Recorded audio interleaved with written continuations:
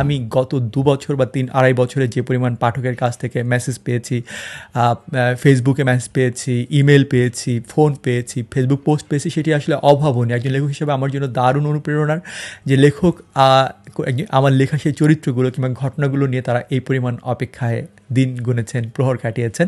সেই অপেক্ষার অবসান ঘটছে। তার আগে ছোট্ট একটা ঘটনা বলে শেষ করে নিতে চাই। অসংখ্য স্মরণীয় মুহূর্ত আমার রয়েছে এই শঙ্খচূড়ের প্রথম খণ্ডের পরে দ্বিতীয় খণ্ডের প্রতি পাঠকের আকাশচুম্বী প্রত্যাশা নিয়ে।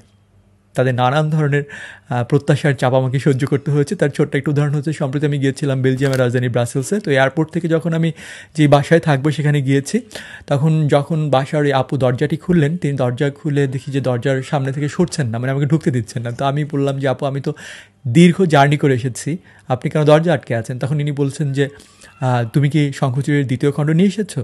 তাই আমি বললাম, আপু শঙ্খচূড়ের দ্বিতীয় খণ্ড তো লিখিনি। তো উনি বললেন যে, শঙ্খচূড়ের দ্বিতীয় খণ্ড না লিখলে তুমি বাসায় ঢুকতে পারবে না। আমি বললাম, মানে কি? বললো যে হ্যাঁ, কারণ এটির প্রথম খণ্ড পড়ার পরে অরুণাদিত্য এবং পুষ্পলতার পরিণতি কী হয়েছিল সেটি জানার জন্য আমি রাতের পর রাত ঘুমোতে পারছি না।